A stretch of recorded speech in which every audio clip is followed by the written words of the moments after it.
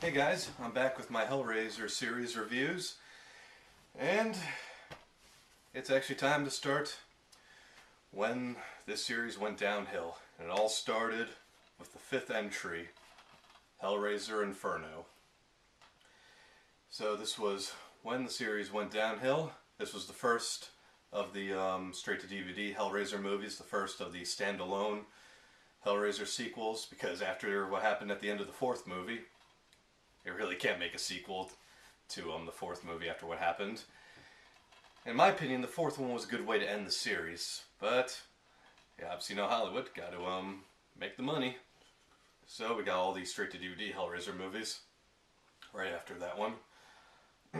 This was directed by Scott Derrickson, who later directed Sinister and The Exorcism of Emily Rose. But he also directed the Day the Earth Stood Still. But recently he directed Doctor Strange, so he's got some good movies and some bad movies. But this was one of his earlier movies, though. And so this one is about this LA detective played by Craig Schiffer, who I know from Nightbreed, so I thought that was pretty interesting to have a actor who was in a Clive Barker movie, in a Hellraiser movie, a series that was created by Clive Barker, despite Clive Barker was not involved in this one. So it's about this detective played by Craig Schiffer as he investigates these bizarre murders, and like at these murders he finds a severed finger at each one, and so he's trying to like track down who's doing these murders. And then, he comes across, of course, the famous Pinhead puzzle box. And then after he opens it, all this bizarre stuff starts happening to him. He starts basically seeing Cenobites, seeing Pinhead and whatnot. So it basically, becomes like a whole nightmare for him from that point on.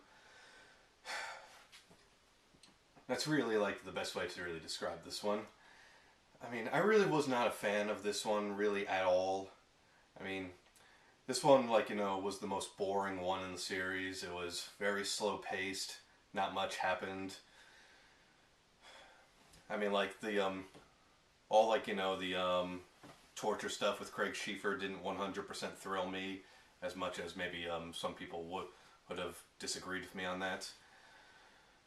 I mean, I'll give some credit to some of the practical effects, though, like the makeup effects for the Cenobites, the gore effects. Doug Bradley was still pretty good as Pinhead, despite he was barely in this one. He's really only got about 2 scenes in this one. It's basically the Hellraiser movie where he's got the least amount of screen time. And I felt like he just filmed all of his Pinhead scenes in just one day. And I wouldn't be surprised if he really did.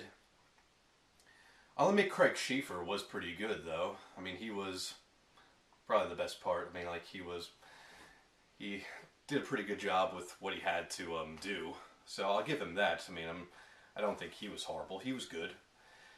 And his portrayal really comes off as Max Payne, so I think he would have been a better Max Payne than Mark Wahlberg. But that's not really saying much, though. So, I mean, I don't really have much to say about this one. I just really did not like this one.